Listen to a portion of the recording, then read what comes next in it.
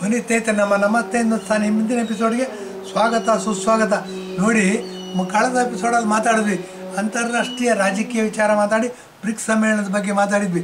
ನಾವು ಬಹುಮುಖ್ಯವಾಗಿ ಮಾತಾಡ್ತಿರೋದು ರಾಜಕೀಯ, ಪೇಟ್ರಿಯಾಟಿಸಮ್, ದೇಶಭಕ್ತಿ ಮತ್ತು ಆರೋಗ್ಯದ ಬಗ್ಗೆ ಮಾತಾಡಬೇಕು ಅಂತ ಬಹಳ ಒತ್ತಡ ಇದೆ. ಯಾಕೆ ಅಂತಂದರೆ ನೋಡಿ, ಹಾಸನದಲ್ಲಿ 32 ಹಾರ್ಟ್ ಅಟ್ಯಾಕ್ ಆಯ್ತಂತೆ.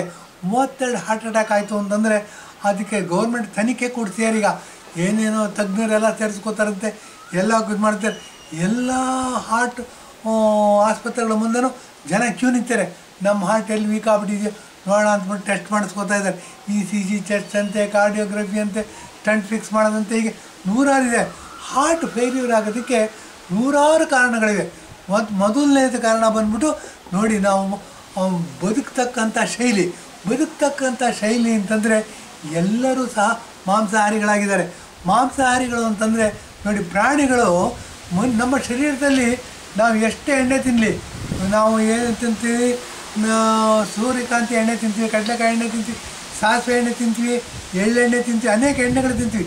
ಇವೆಲ್ಲ ಹೊರಗಡೆಯಿಂದ ನಮ್ಮ ದೇಹಕ್ಕೆ ಬರ್ತಕ್ಕಂಥ ಕೊಬ್ಬುಗಳು. ಇದರಿಂದ ನಮಗೆ ಜಾಸ್ತಿ ತೊಂದರೆ ಇಲ್ಲ ರೀ. ಇದನ್ನೆಲ್ಲ ತಿಂದ ಮೇಲೆ ನಮ್ಮ ದೇಹದಲ್ಲಿ ಉತ್ಪತ್ತಿ ಆಗುತ್ತೆ ಕೊಬ್ಬು. ಆ ಕೊಬ್ಬು ಏನಿದೆ ಅದು ಬಹಳ ಇಂಪಾರ್ಟೆಂಟ್ ಪಾತ್ರವನ್ನು ವಹಿಸುತ್ತೆ ನಮ್ಮ ಹಾರ್ಟಿನ ಮೇಲೆ. ಅದೇನಾಗುತ್ತೆ, ರಕ್ತದೊಳಗೆ ಸೇರ್ಕೊಂಬಿಟ್ಟಿರುತ್ತೆ. ರಕ್ತ ಏನಾಗುತ್ತೆ, ಹಾರ್ಟ್ ಹೋಗೋದು ಸ್ಲೋ ಆಗುತ್ತೆ, ಇಲ್ಲ ಫಾಸ್ಟ್ ಆಗುತ್ತೆ.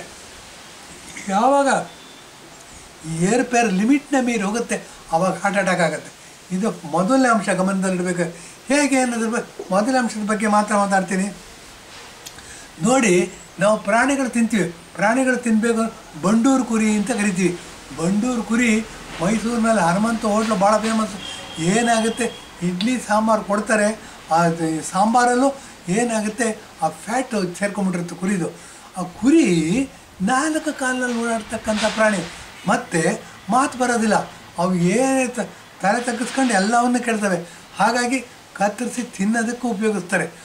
ಅದು ಪ್ರೊಡ್ಯೂಸ್ ಮಾಡ್ತಕ್ಕಂಥ ಕೊಲೆಸ್ಟ್ರಾಲ್, ಫ್ಯಾಟ್ ಏನಿರುತ್ತೆ ಅದು ಜೀವನ ಪದ್ಧತಿಗೆ ಹೊಂದ್ಕೊಂಡಿರುತ್ತೆ. ಚಳಿಗಾಲಕ್ಕೆ ಅದು ಬೇಕು ಅಂತಂದರೆ, ಈಗ ಕಂಬಳಿ ಹೊದ್ಕೋತೀವಿ, ರಗ್ಗು ಹೊದ್ಕೋತೀವಿ ಅಂತಂದರೆ, ಕುರಿ ಮೇಲೆ ಕೂದಲು ಬಂದಿರುತ್ತಲ್ಲ, ಆ ಕೂದಲನ್ನ ಕಟ್ ಮಾಡಿ ಕಂಬಳಿ ಮಾಡ್ಕೊತೀವಿ ಅಥವಾ ರಗ್ಗು ಮಾಡ್ಕೊತೀವಿ. ಉಣ್ಣೆ ರಗ್ಗು ಅಂತ ಹೊದ್ಕೋತೀವಿ, ಉಣ್ಣೆ ಸ್ವೆಟ್ರ್ ಅಂತ ಹೊದ್ಕೋತೀವಿ, ಕಂಬಳಿ ಅಂತಲೇ ಯೂಸ್ ಮಾಡ್ತೀವಿ. ಇದು ಕುರಿಗೆ ಸೂಟಾಗಿರ್ತಕ್ಕಂಥ ಕೊಬ್ಬನ್ನ ಕುರಿ ಪ್ರೊಡ್ಯೂಸ್ ಮಾಡ್ಕೊಳುತ್ತೆ. ಅದು ವೆಜಿಟೇರಿಯನ್ ಆದರೂ ಅದೇನಾಗುತ್ತೆ, ಹುಲ್ಲು ಮತ್ತು ಬೇರೆ ಎಲೆಗಳನ್ನ ತಿಂದುಬಿಟ್ಟು ಕೊಬ್ಬನ್ನ ಪ್ರೊಡ್ಯೂಸ್ ಮಾಡುತ್ತೆ. ಆ ಕೊಬ್ಬನ್ನ ಅದನ್ನು ಏನು ಮಾಡ್ತೀವಿ, ನಾವು ಕಟ್ ಮಾಡಿಬಿಟ್ಟು ತಿಂದಾಗ ನಮ್ಮ ಶರೀರದೊಳಗೆ ಸೇರ್ಕೊಳ್ಳುತ್ತೆ, ರಕ್ತಗತವಾಗುತ್ತೆ. ಅಸಿಮಿಲೇಷನ್ ಅಂತ ಕರಿತೀವಿ ಈ ಇಂಗ್ಲೀಷಲ್ಲಿ. ಈ ಅಸಿಮಿಲೇಟ್ ಆದಾಗ ಏನಾಗುತ್ತೆ, ಆ ಕೊಬ್ಬಿನ ಅಂಶ ರಕ್ತಕ್ಕೆ ಸೇರ್ಕೊಳ್ಳುತ್ತೆ. ನಮ್ಮ ಶರೀರನೇ ಕೊಬ್ಬನ್ನ ಪ್ರೊಡ್ಯೂಸ್ ಮಾಡ್ತಿರುತ್ತೆ. ಮೊದಲನೇದಾಗಿ ಗಮನ ಇಡಬೇಕಾಗಿರೋ ಅಂಶ, ನಮ್ಮ ಶರೀರದಲ್ಲಿ ಪ್ರೊಡ್ಯೂಸ್ ಆಗತಕ್ಕಂಥ ಕೊಬ್ಬಿನ ಅಂಶ ನಾವು ತಿಂತಕ್ಕಂಥ ಆಹಾರಕ್ಕೆ ಅನುಗುಣವಾಗಿರುತ್ತೆ. ಈ ಆಹಾರವನ್ನು ನಮಗೆ ಇಷ್ಟ ಬಂತು ಅಂತ ಚೇಂಜ್ ಮಾಡೋ ಆಗಿಲ್ಲ. ಯಾವುದಾದ್ರು ಒಬ್ಬ ಮನುಷ್ಯ ರಾಗಿ ಮುದ್ದೆ ತಿಂದು ಚೆನ್ನಾಗಿದ್ದಾನೆ ಅಂತಂದರೆ ಹೆರಿಡಿಟ್ರಿ ನೋಡಬೇಕು ನಾವು. 2-3 ಹೆರಿಡಿಟ್ರಿ. ಅವರು ರಾಗಿ ಮುದ್ದೆನೇ ಮೇಯ್ನ್ ಆಹಾರ ಆಗಿದ್ದರೆ ಇವರು ಸಹ ರಾಗಿ ಮುದ್ದೆನೇ ತಿನ್ನಬೇಕಾಗತ್ತೆ ಸಾಯೋವರೆಗೂ. ಅದು ಬಿಟ್ಬಿಡ್ತೀವಿ, ಸಾಯಂಕಾಲ ಹೋಗ್ತೀವಿ.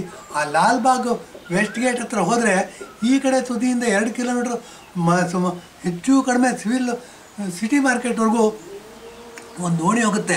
ಅಲ್ಲಿ ನೋಡಬೇಕು, ಸಾಯಂಕಾಲ ಬೆಂಗಳೂರಿನಲ್ಲಿರ್ತಕ್ಕಂಥ ಎಲ್ಲ ಸ್ಟ್ರೀಟ್ ಫುಡ್ಡು ಅಲ್ಲಿ ಬಂದಿರ್ತಾರೆ.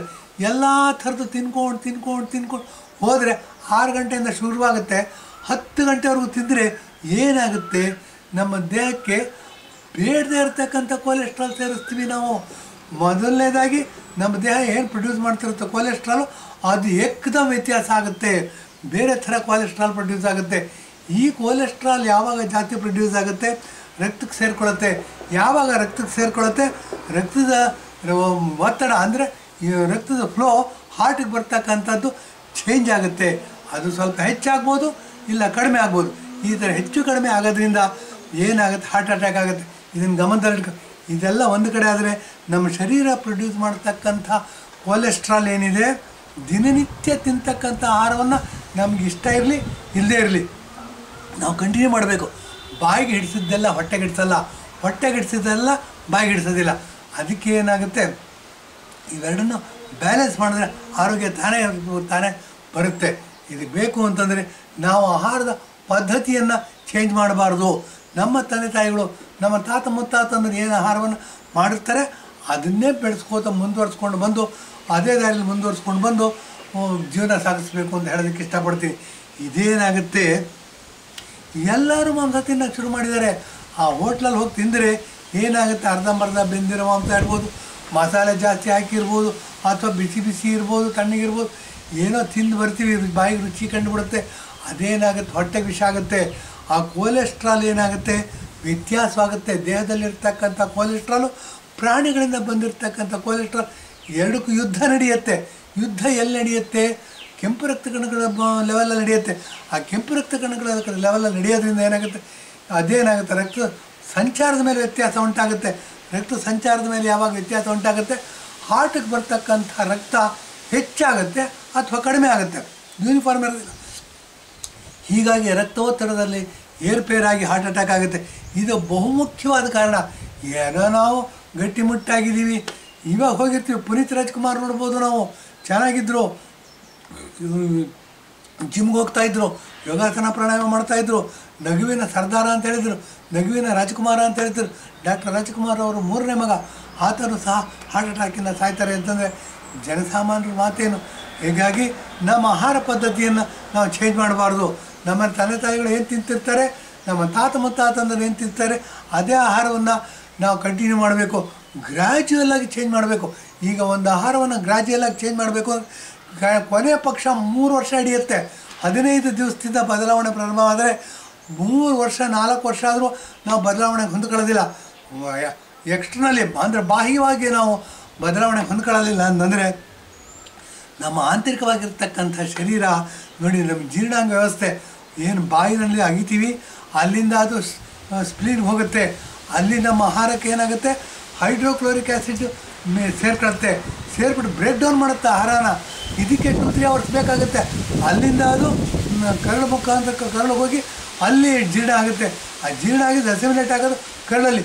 ಇದೆಲ್ಲವುದು ವ್ಯತ್ಯಾಸ ಆಗುತ್ತೆ ಕುರಿ ಮಾಂಸ ತಿಂದಾಗ ಅಥವಾ ಬೇರೆ ಮಾಂಸಗಳನ್ನ ತಿಂದಾಗ. ಈ ನಮ್ಮಲ್ಲಿ ಪ್ರೊಡ್ಯೂಸ್ ಆಗ್ತಕ್ಕಂಥ ಕೊಲೆಸ್ಟ್ರಾಲ್ಗೂ ಮತ್ತು ಹೊರಗಡೆಯಿಂದ ಬಂದಿರತಕ್ಕಂಥ ಕೊಲೆಸ್ಟ್ರಾಲ್ಗೂ ಭಯಂಕರವಾದ ಯುದ್ಧ ನಡೆಯುತ್ತೆ. ನಾವು ಅದನ್ನು ಗಮನಿಸೋದೇ ಇಲ್ಲ. ಏನಾಗುತ್ತೆ, ನಮ್ಮದೇ ಆದ 120 ತಾಪತ್ರಗಳಲ್ಲಿ ಮರ್ತು ಬಿಟ್ಟಿರ್ತೀವಿ. ದುಡ್ಡು ಸಾಲದು ಅಂತ ದುಡ್ಡು ದುಡಿಯೋಕೆ ಹೋಗ್ತಿರ್ತೀವಿ. ಮತ್ತೇನೋ ಅಬಾಹ್ಯ ಒತ್ತಡಗಳಲ್ಲಿ ನಮ್ಮ ಜೀವನ ಶೈಲಿನೇ ಮರ್ತು ಬಿಟ್ಟಿರ್ತೀವಿ.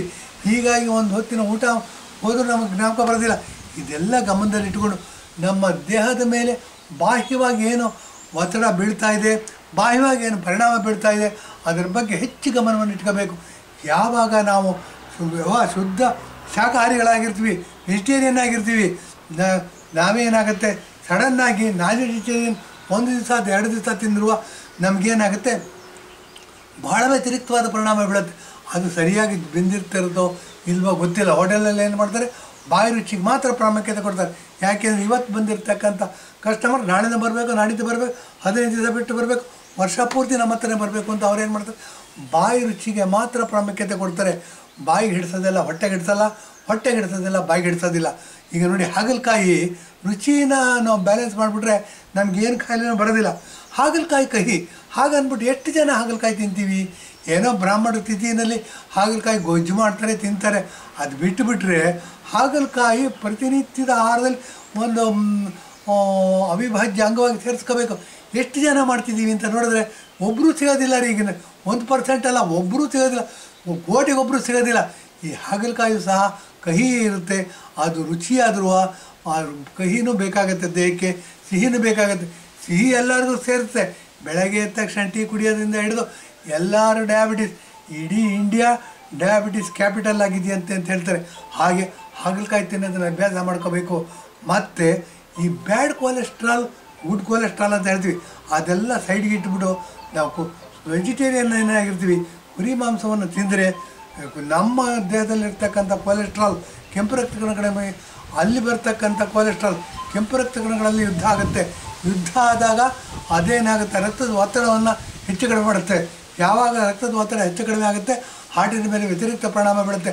ಅದನ್ನೇ ಹಾರ್ಟ್ ಅಟ್ಯಾಕ್ ಅಂತ ಕೂರ್ತಾರೆ. ಇದ್ರ ಬಗ್ಗೆ ಬಹಳ ಇದು ಒಂದು ಕಾರಣ, ಈ ಥರ 100 ಕಾರಣಗಳೇ. ಒತ್ತಡದ ಜೀವನ. ಊಟ ಮಾಡೋದಿಲ್ಲ ನಾವು, ನೈಟ್ ಕೆಲಸ ಮಾಡ್ತೀವಿ. ನೈಟ್ ನಿದ್ದೆ ಮಾಡೋದಕ್ಕೋಸ್ಕರ ಇರೋದು. ದಿನ ಪೂರ್ತಿ ಏನು ನಾವು ಸ್ಟ್ರೈನ್ ಆಗಿರುತ್ತೆ ಅದನ್ನೆಲ್ಲ ಹೊರಗಡೆ ಹಾಕಿ ನಾವು ಶಾಂತವಾಗಿ ಮಲ್ಕೊಂಡು ನಿದ್ದೆ ಮಾಡಿ ಮತ್ತೆ ಪುನರ್ಜನ್ಮ ಪಡಿಬೇಕು ಮಾರನೇ ದಿವಸ ಬೆಳಗ್ಗೆ. ಎಷ್ಟು ಜನ ಮಾಡ್ತೀವಿ ಅದನ್ನು? ಒಬ್ಬರು ಮಾಡೋದಿಲ್ಲ.